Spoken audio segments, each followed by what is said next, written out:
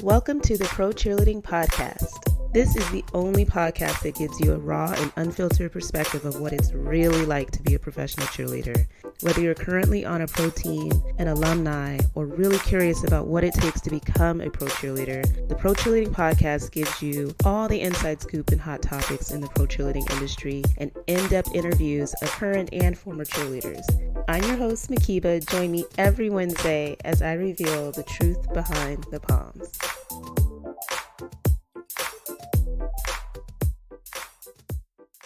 Welcome to another episode of the Pro Cheerleading Podcast. Guess what, you guys? It is just me this episode. I am calling this episode Don't Forget About Us. And I just wanted to talk to you guys because I've been in deep thought over these last few weeks about just the legacy of pro cheerleading. And I don't know, I go through these phases of like having these explorations of the deeper meaning behind things and what is life and what's this all for. And it's just been on my heart a lot lately, just when I think about the legacy, the history of pro cheerleading, where we've been as an industry, where we're going.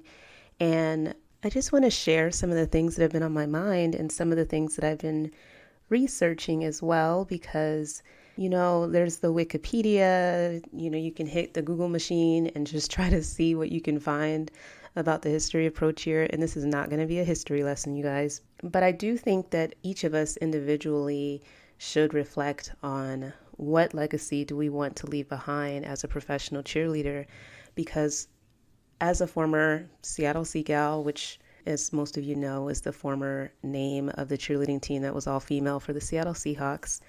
When I think back, I have plenty of stuff. I have a whole chest full of memoirs and things that I've collected while I cheered for 5 seasons.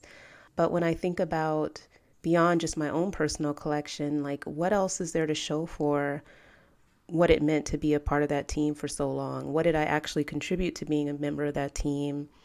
Where can I find and connect with other people who are also sharing this experience with me?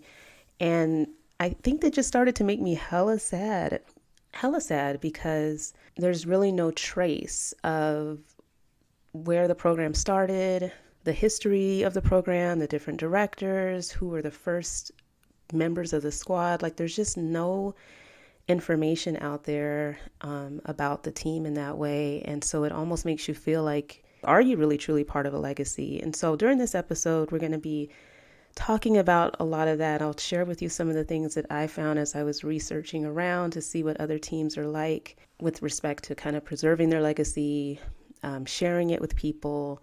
And then I really want you guys to also reflect on it, and maybe we can chat about it during Cheer Chat one day. But I think there's an opportunity here for us to figure out as a community, one, what individual impact that we want to make as part of our legacy, and as well, what is our broader impact as a team, like every team. And you'll hear some good examples as I share them that I found looking at different teams throughout the NFL and NBA. But maybe it's an opportunity for teams to maybe do something differently, or maybe you can help your team do something differently. So we'll discuss all of that in this episode. I'm excited to chat with you guys. So one of the things that triggered a little bit of this is that the Dallas Cowboys cheerleaders just celebrated their 60th years of having the Dallas Cowboys cheerleaders program. They had lots of cheerleaders come back to perform during halftime with the current squad, wearing, shirts of the years that they cheered, which was so cute. And also the Indianapolis Colts cheerleaders just recently wore throwback uniforms from 1954 from the inaugural squad for the Colts. They used to be in Baltimore way back when, but I see things like this, and you see like the old pom-poms and the old uniforms, or you see different alumni coming back for performances, and it definitely warms your heart because you at least think, oh, maybe one day I'll be called back to, represent the cheerleading squad that won the Super Bowl. Or, you hope that you'll have those opportunities to come back and be recognized for what you did while you were a professional cheerleader. But I started to think, okay, we see what Dallas did. We see what the Colts are doing. But how many other teams in the NFL have a real space, whether it's on their website? I didn't look on Facebook to see what Facebook groups that might be out there. But I did at least look at the websites, and I just wanted to kind of share with you what I found, because obviously some teams are great at this, and when I say some, I really mean a handful, and others are there's just nothing. There's the current squad, and that's literally it. So let me share some of the great examples and things that I actually was very, very inspired by. Obviously, let's just start with the DCC. And I'm going to say here, because I know I don't talk about DCC a lot or enough, but one thing I will give it to them is that they celebrate the hell out of their program, the history of the program. I mean, there is just such an investment in like really claiming and owning the birth of the program, how it's evolved over time. When I tell you that this is the top-notch, top of the line of what I've seen in this space, I mean it. I look to the DCC in terms of their marketing. There's so many things that they do right, but this has to be one of the ones that I think is my favorite aspect of their program, is just the way that they preserve and protect the integrity of their program and the history of their program. I'll just say that. So the DCC has a whole history tab on their website with the photo of their very first squad. And so at first when I saw it, I thought, oh, this is probably like a gallery of pictures of that inaugural squad, right?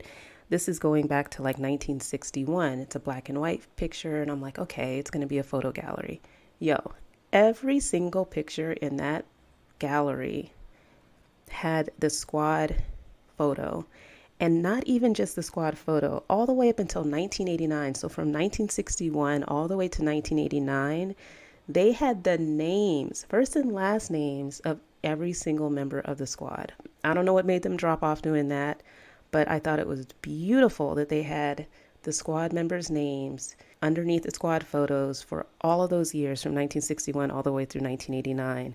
But just the fact that they have a place on their website where they honor each squad from each year. So if you ever wanted to go down memory lane and say, have proof that you did something, or just feeling like you're a part of something, you will be able to look for your year and see your squad photo. And I just thought that that was just so important, because how else would you know? Like literally, I just think it's just part of history that should be captured. I don't know how big of a deal it is to get space on these websites, but DCC has a whole tab that's geared towards spelling out the history of the program.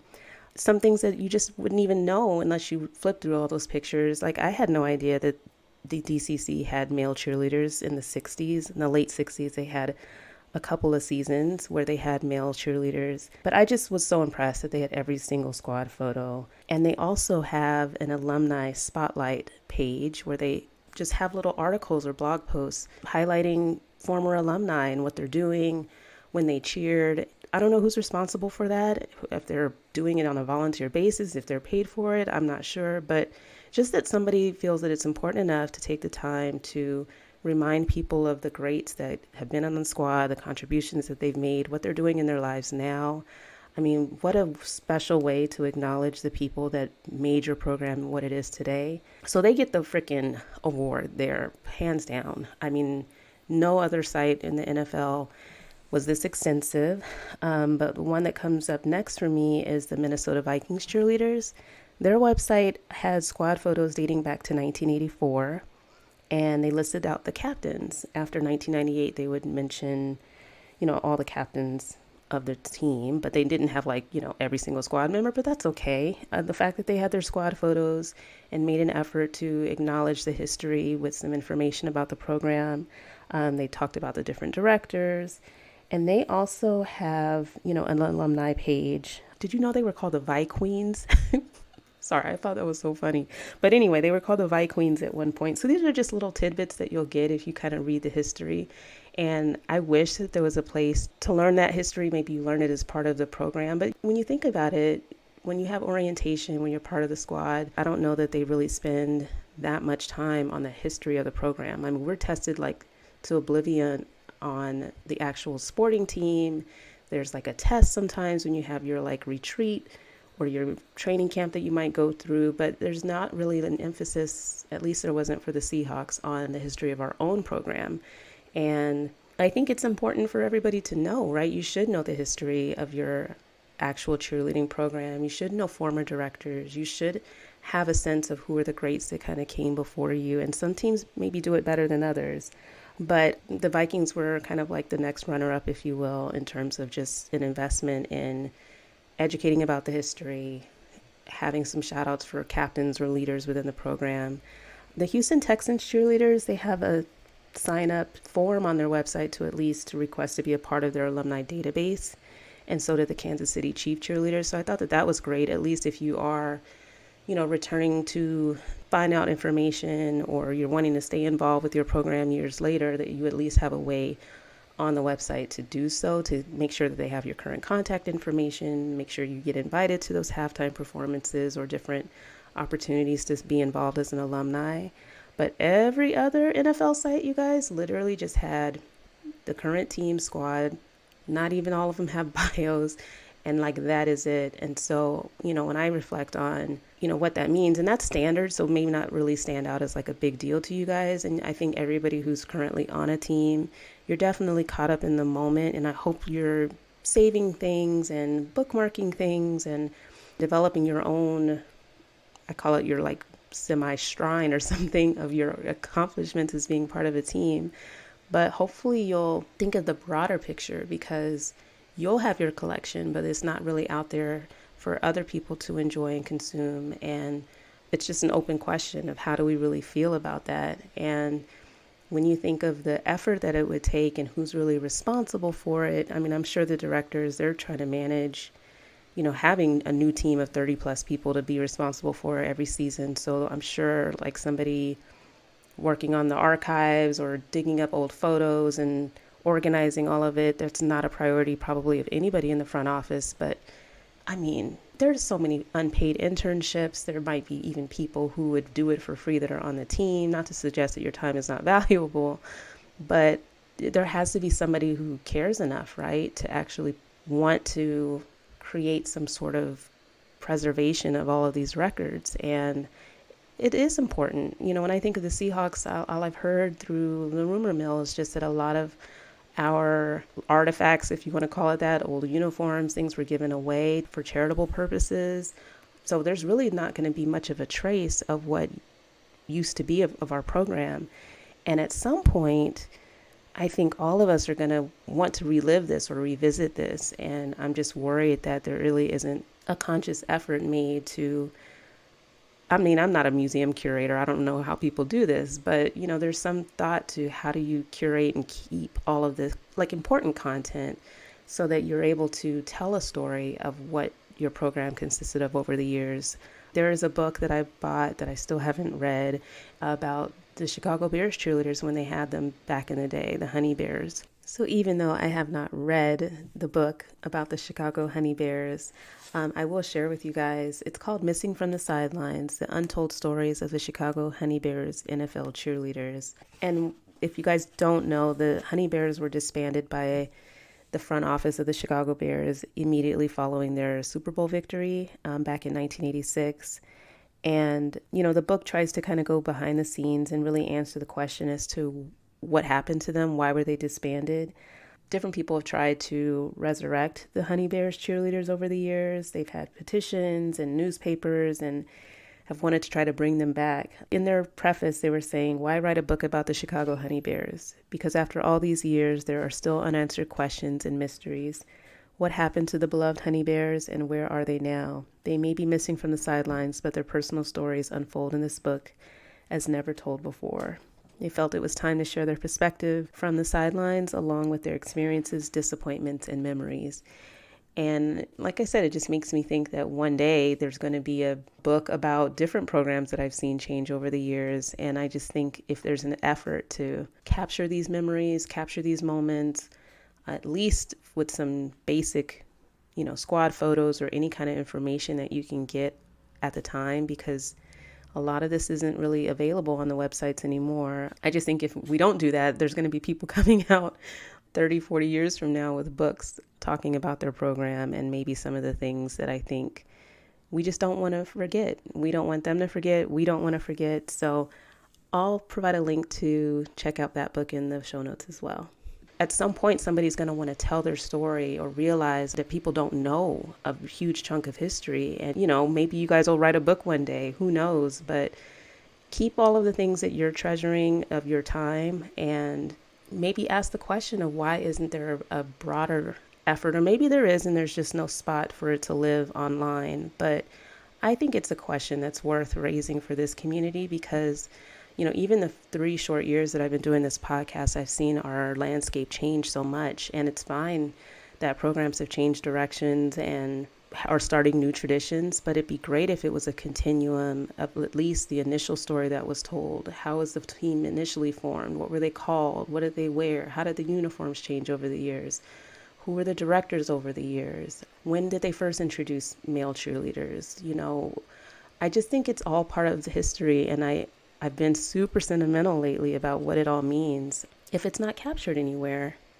So I also looked at the NBA, right?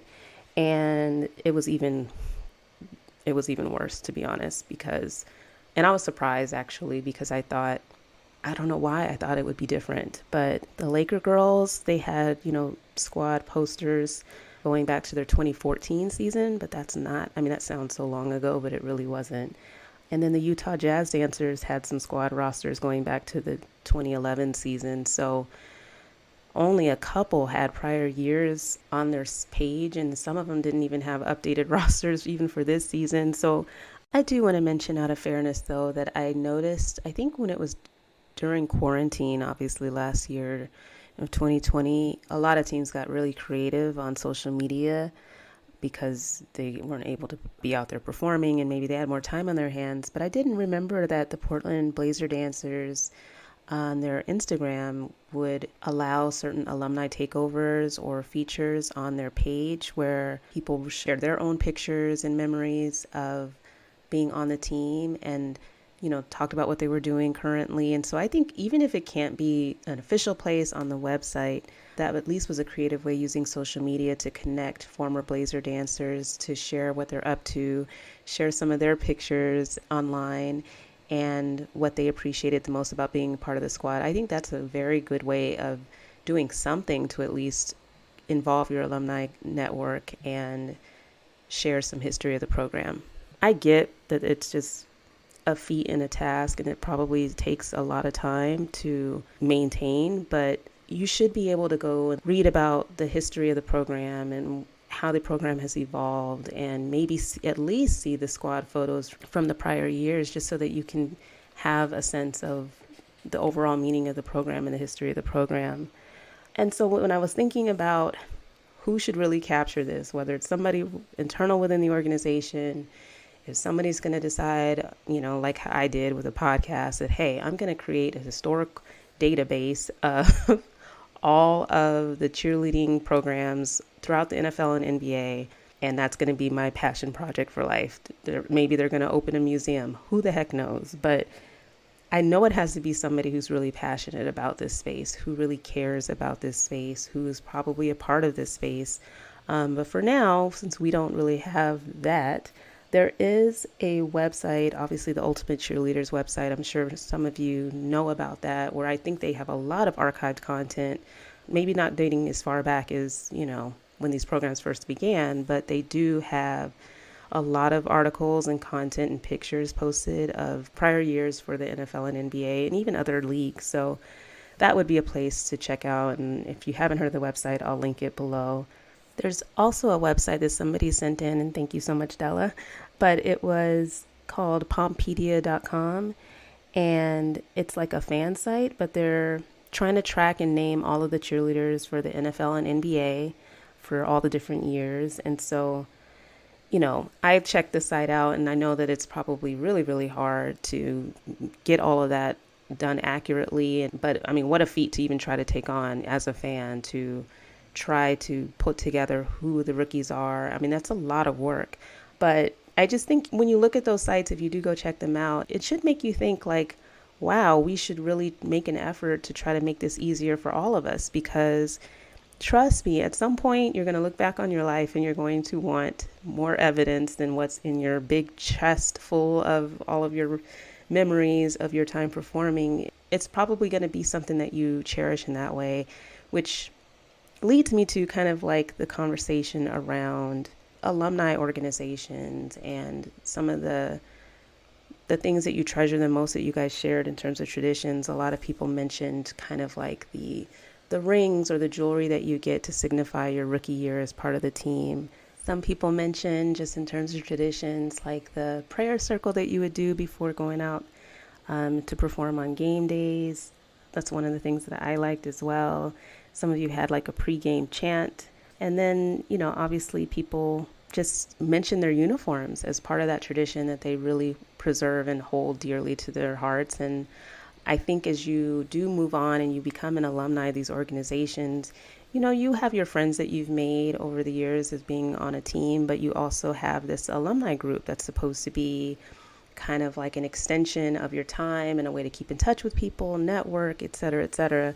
And some teams probably have a stronger alumni group than others. I would say, just speaking for myself, that the Seahawks alumni organization for the cheerleaders is probably not very active in a way. I mean, they have a Facebook group, but are there get-togethers and is there coordinated, events and things like that, or, charitable events? That nothing of the sort that I know of, at least. But I put out in my story a poll about whether the alumni programs are kind of more of an extension of the favorites that were on the team, or if it was an organization that applied to everyone, one that everyone felt that they could participate in. And let me tell you what the results were.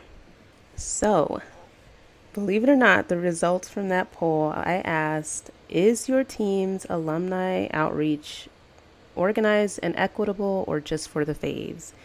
And the responses came back 50-50.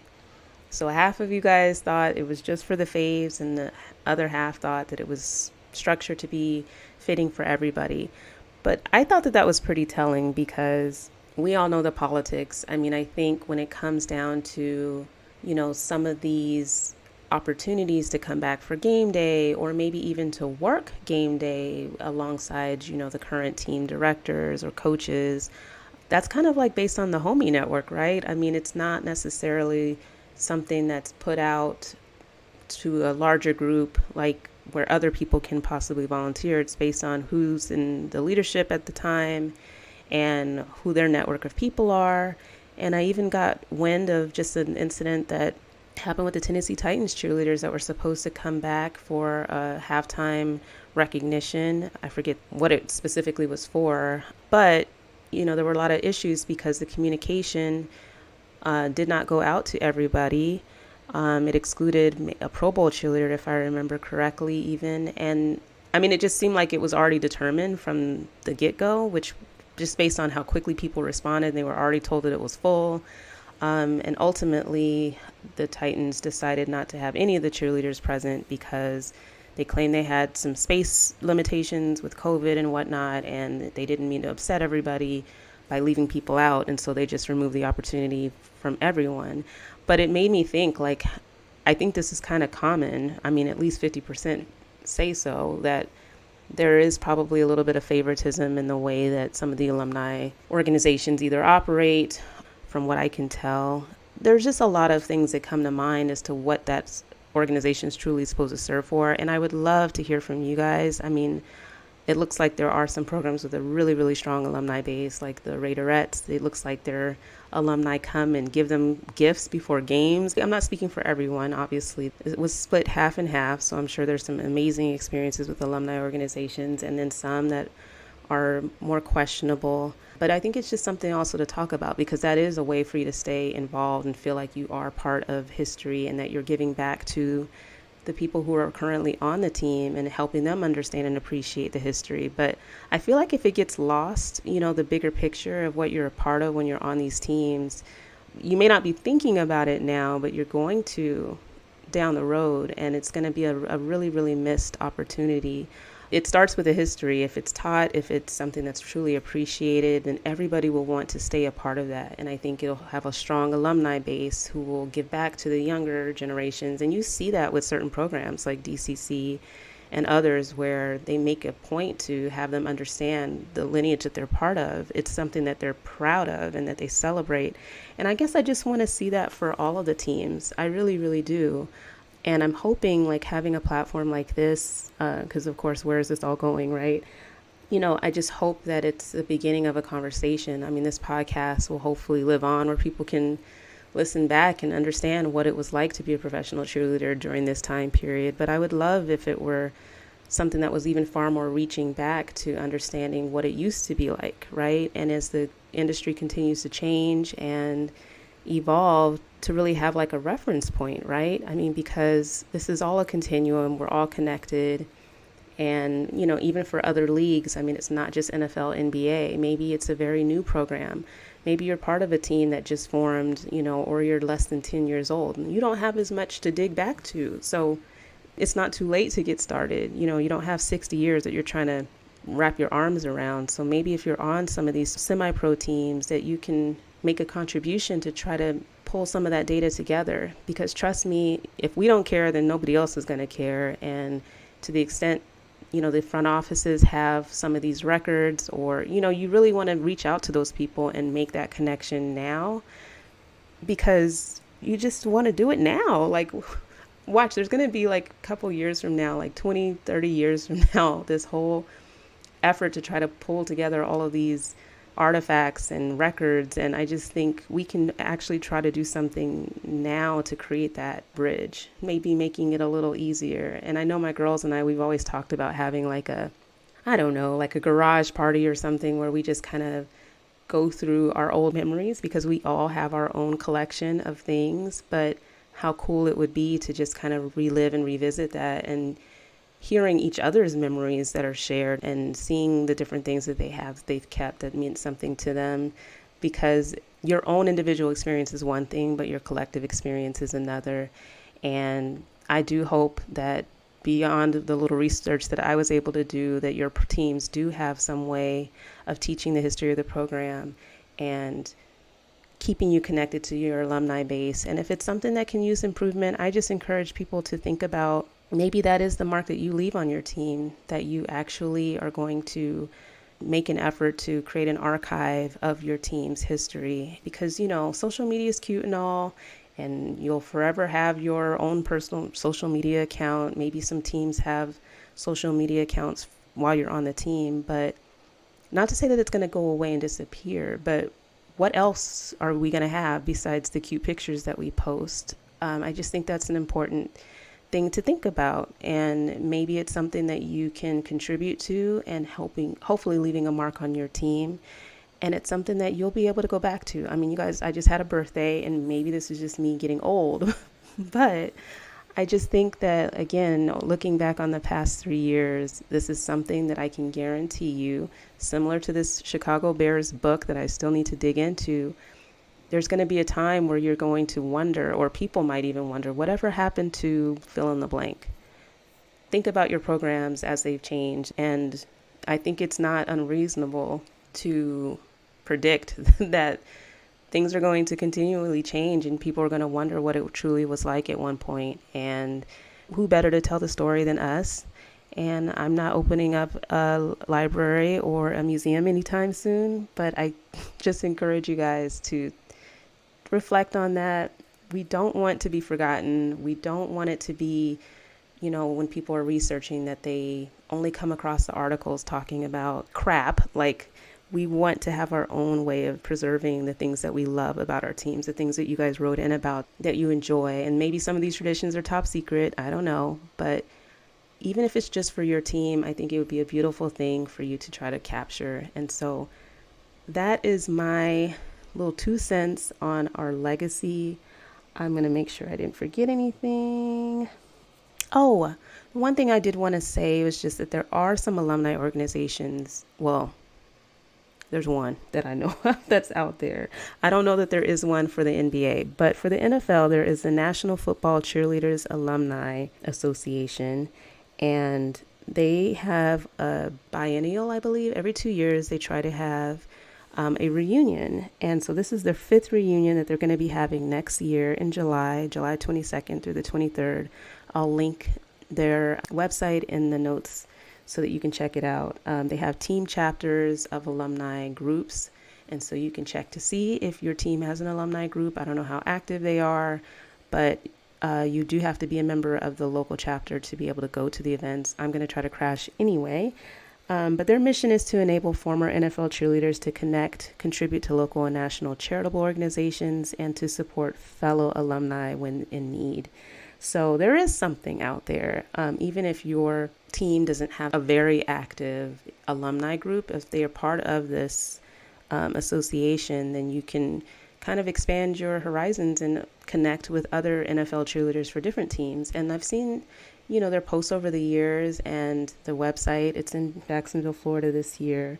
I think it's just something to think about, networking with people, just hearing maybe about other traditions. I don't know what their reunion consists of in terms of programming and content, but it's something to keep in mind if you're thinking of ways that you can get involved if you are a former cheerleader and looking for a way to be connected not just to your team but to other teams in the league. So with that, I'm going to just reflect on the legacy that I want to leave behind with this podcast, because to be honest with you guys, I do have a goal of finishing 10 seasons. It has been increasingly difficult to manage having the podcast and, traveling on my own dime to try to keep content alive for the podcast. And I just want to be mindful of the day that the podcast may come to an end, or maybe at least in terms of me hosting. But the legacy that I'm hoping to leave would just be somebody who opened like a portal for voices to be heard and for our space to be celebrated in a way that wasn't before. I know in my heart that somebody has to really be passionate and care enough to do the extra, to start podcasts, to start websites and different platforms of telling different stories about our space. And I just hope that the legacy that I leave behind was being one of the pioneers of trying to create a space where people feel comfortable or inspired to do that. And I feel like I am coming to that point where I can say, not like I made it. I mean, obviously I didn't take this to the oomph level of making a bunch of money and everything, but that was never the goal. But I think as I'm coming close to 10 seasons and looking at guests and what other things haven't I talked about, I think there's always something new to bring to the table of introducing you to some of the great people that are in our space. But I hope that the legacy that I leave behind was just really getting those conversations started and in a passionate way, and hopefully sparking the next leaders within our community of people who will continue to build this space up, because it's a beautiful experience. And you guys definitely shared some amazing traditions that had me in my feels about my time. And, I wish I can say that I can look back at my time as part of the Seahawks organization and look back and say, I made this specific mark, or I see myself. It's not even about seeing yourself on the website, don't get me wrong, but like feeling like you actually made a difference while you're there. I don't want anybody to have like an empty feeling about what contribution that you made while you're on a team. It may not be that you were a captain, or you may not have been selected for Pro Bowl, but you did mean something as part of that organization for that time, and there should be some acknowledgement of that. And hopefully for people who are still wanting to leave that mark, that you'll cheer those games, that you'll be a great teammate, that you'll figure out your way to make that impression, that lasting impression. And maybe, like I said, you'll be inspired to make sure they don't forget about us, and that there is a space dedicated to celebrating the beautiful programs that you're a part of. So with that, I will see you guys during Cheer Chat, and I wish you all a wonderful week. Thanks so much for listening to the Pro Cheerleading Podcast. You can follow your favorite podcast on social media at Pro Cheerleading Podcast on Instagram, at Pro Cheer Podcast on Twitter. We're on Facebook, on YouTube, and you can support your favorite podcast on Patreon. Until next time, keep your eyes on the sidelines.